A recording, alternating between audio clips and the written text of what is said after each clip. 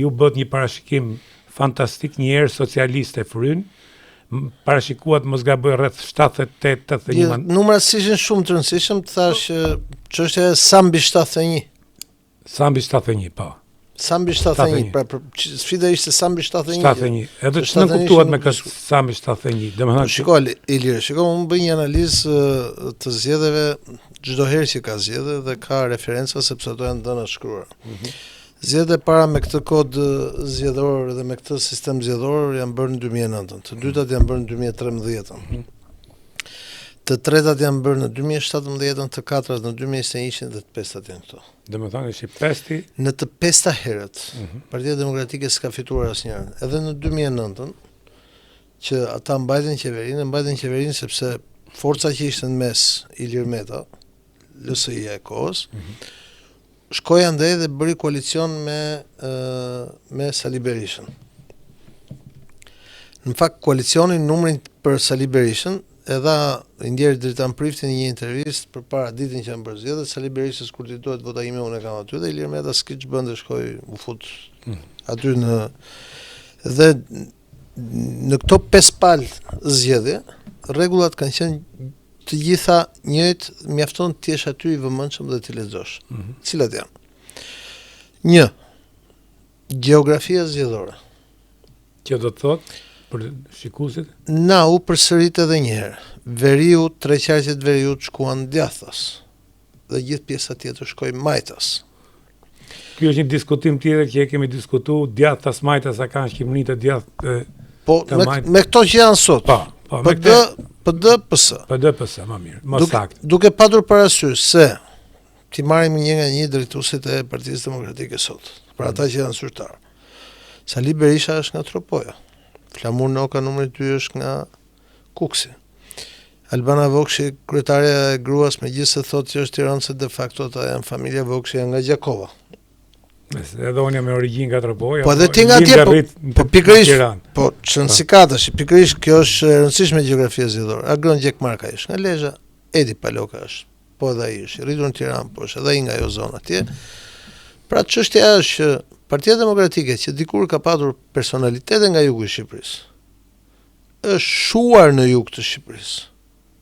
Dhe ka ardhur duke u shuar, duke u bjerë, dhe sot nuk është prezent dhe këto zgjedhje e treguan më shumë se kudo tjetër. Pse?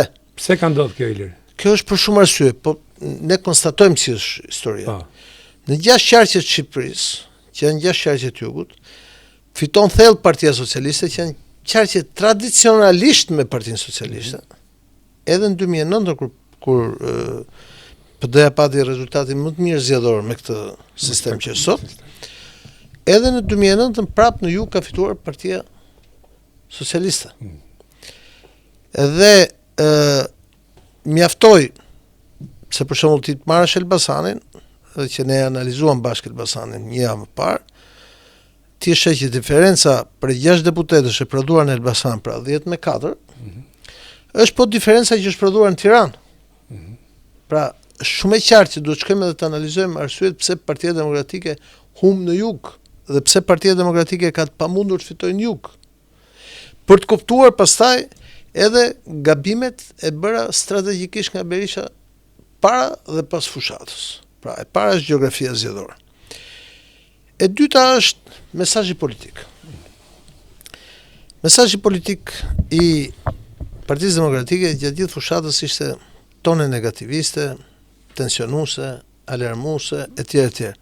Një opozitë që zhguar në pushtet, nuk ka këto tone. Po ka premtime pozitiviste, ka thirrjen e trinjve, ka ardhjen, ka ndërkohë ky tjetri fliste për kryeministri. Po, fliste për hyrjen në Bashkimin Evropian, për shpresën për të rinë Bashkimin Evropian, Shqipëria në Bashkimin Evropian. Pra mesazhet ishin komplet ndryshme. Ky opozitës thoshte krimi droga, krimi droga, krimi bandat, mafia, krimi droga, krimi mafia, bandat e tjerë. Ky tjetër thoshte rinia në BE, Bashkimi Evropian, Armi Evropian, etj. Pra gjua politike ishte komplet ndryshe. Vim te e treta, te listat.